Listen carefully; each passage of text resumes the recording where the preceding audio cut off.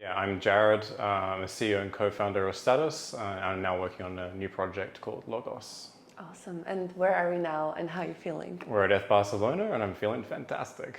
Awesome. How was day one for you and how is day two going? I came in yesterday and day two has been fantastic. There's been some amazing talks, certainly on the lunar track that I've been really enjoying, such as like Amir Taki, Jordi Bellina as well. So yeah.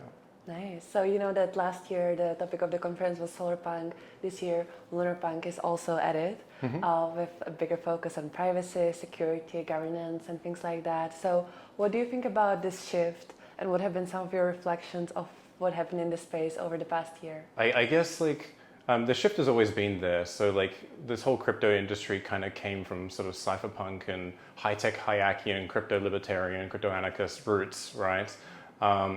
And I think as it grew and got more adoption, there was a lot more optimism that came in and a lot more sort of ways of like how we actually can employ this technology. Yet, due to sort of other actors taking an interest in the power of crypto rising, it's now challenging other power structures and we're identifying weaknesses in our systems that we need to address. And that's really going what the lunar punks are trying to do. They sort of like strengthen these sort of systems, make them more anti-fragile. Which allows us to have a renewed optimism and allow the solar punks to thrive. Tell us more about your project. Yeah, so I mean, Status is basically a super app that aims to encompass sort of private peer-to-peer chats, as well as a DApp browser and a wallet for Ethereum or EVM-compatible chains. And that's kind of where we're going with that. Like we're trying to create this sort of application allows you to interface with the crypto as disintermediate as possible while also having a high quality user experience. Logos, on the other hand, is what we found as we were building Status, that we were moving further and further into infrastructure and protocol design simply because a lot of the technologies we wanted to build didn't really exist in the way that we needed them to.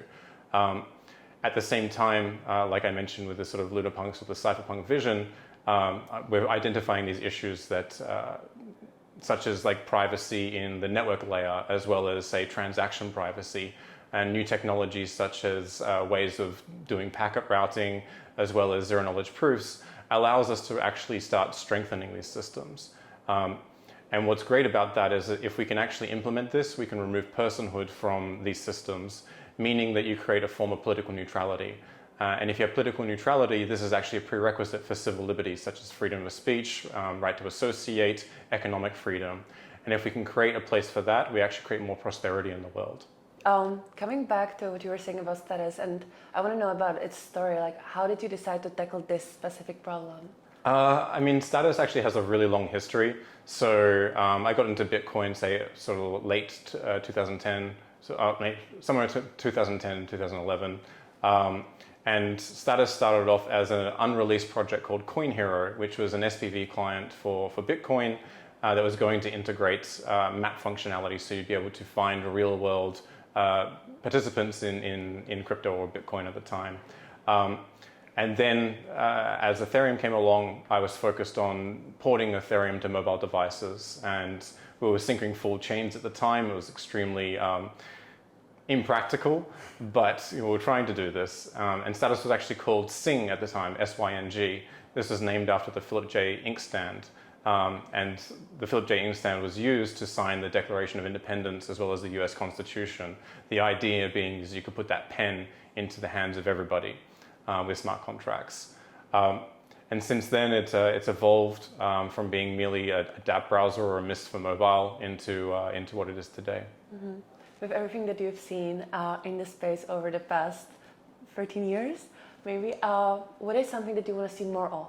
I think a lot of the things that have been happening with DeFi and say the optimistic side of crypto has probably taken it in a direction where they've been trying to hit market as fast as possible.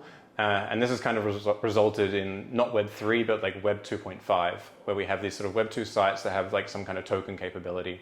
I want us to kind of return back to these roots where we're actually much more politically motivated and have a real reason and a real deployment of where these technologies can actually make a massive change in the world.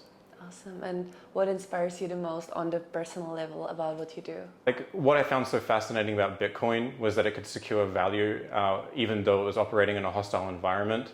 And at the time, this was kind of like the separation between state and money.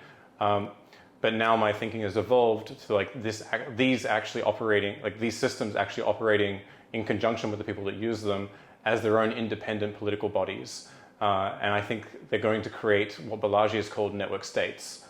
Even though this idea actually goes back 20 years and was called cyberstates or virtual states by some of the original cypherpunks. And I want to see that come to fruition because it's going to change the world. Love that. Awesome. Coming back to Eth Barcelona, what are some of the things that you're excited to do over the next 2 days? Or is there any panels or even trends or concepts that you want to explore more? I think at Eth Barcelona, what's great is that you get to see all familiar faces and catch up and have fantastic conversations that are stimulating. That's my primary reason for being here. Awesome. Thank you so much. Cool. All right. Thank you. That was great.